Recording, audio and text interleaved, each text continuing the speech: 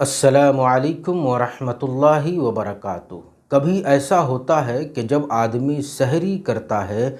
اور کھانا پینا کرتا ہے تو کچھ کھانا ایسا ہوتا ہے کہ اس کا کچھ حصہ دانتوں میں پھنسا رہ جاتا ہے۔ آدمی دھیان نہیں دیتا، وہ دانتوں میں پھنسا رہ جاتا ہے، پھر بعد میں اتفاق ایسا ہوتا ہے کہ دانتوں میں وہ چیز جو پھنسی ہوئی تھی وہ نکلتی ہے اور آدمی اسے نگل جاتا ہے۔ تو کیا روزے کی حالت میں دانتوں میں پھنسی ہوئی وہ چیز اگر وہ روزے دار نگل لے تو کیا اس طرح اس کا روزہ ٹوٹ جاتا ہے؟ آج اسی مسئلے پر ہم پوری وضاحت کے ساتھ گفتگو کرنے والے ہیں۔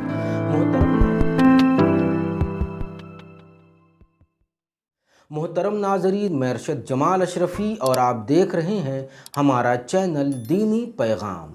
امام ابو حنیفہ رحمۃ اللہ تعالی علیہ نے اس مسئلے کو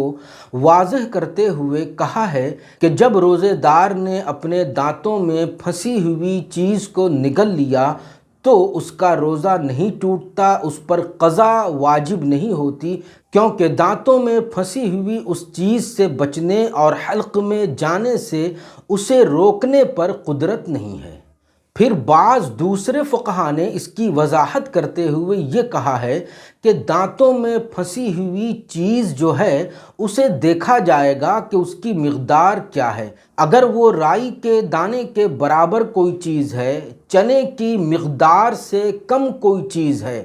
تو ایسی کم مقدار والی چیز کو نگل لیا تو روزہ نہیں ٹوٹے گا۔ لیکن اگر دانتوں میں پھنسی ہوئی وہ چیز زیادہ مقدار میں ہے، چنے کے برابر یا چنے سے زیادہ بڑی کوئی چیز ہے، ایسی کسی چیز کو اس نے نگل لیا تو ایسی صورت میں اس کا روزہ ٹوٹ جائے گا۔ اس کی وضاحت کرتے ہوئے امام سرخسی رحمۃ اللہ تعالی علیہ نے اپنی کتاب المبسوط میں بیان کیا ہے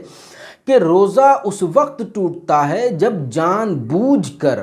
اپنے قصد و ارادے سے کوئی چیز آدمی اپنے منہ میں ڈالے اور وہ اس کے پیٹ میں چلی جائے،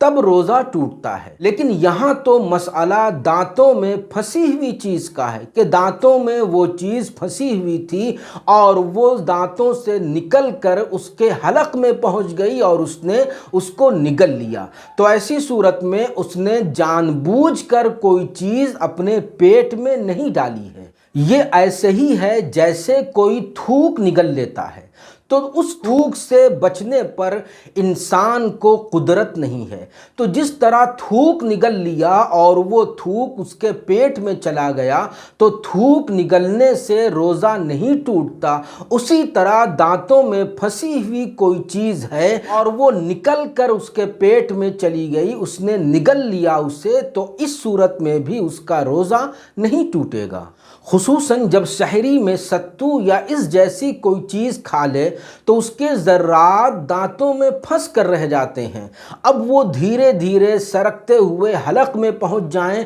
اور آدمی اسے نگل لے تو اس طرح روزہ نہیں ٹوٹتا، اور اس سے بچنا ناممکن ہے اور اتنا شریعت میں معاف ہے۔ کیا آپ نہیں دیکھتے کہ جب آدمی وضو کرتے ہوئے کلی کرتا ہے تو کلی کرنے سے پانی کی کچھ تری اس کے منہ میں باقی رہ جاتی ہے، پھر آدمی تھوک کے ساتھ اس تری کو بھی نگل لیتا ہے اور تھوک اور وہ تری اس کے پیٹ میں چلی جاتی ہے، تو اس صورت پر کوئی یہ فتویٰ نہیں دیتا کہ اس کا روزہ ٹوٹ گیا۔ تو اس پوری تفصیلی گفتگو سے یہ واضح ہو جاتا ہے کہ اگر دانتوں میں کوئی چیز پھنسی ہوئی ہے تو یہ دیکھا جائے گا کہ اس کی مقدار کتنی ہے۔ اگر وہ چنے کی مقدار سے کم ہے تو اس کو اگر نگل لیتا ہے تو روزہ نہیں ٹوٹتا، لیکن اگر وہ چنے کی مقدار کے برابر ہے یا اس سے زیادہ کوئی چیز ہے، وہ دانتوں میں پھنسی تھی اور ایسی کسی چیز کو اس نے نگل لیا ہے،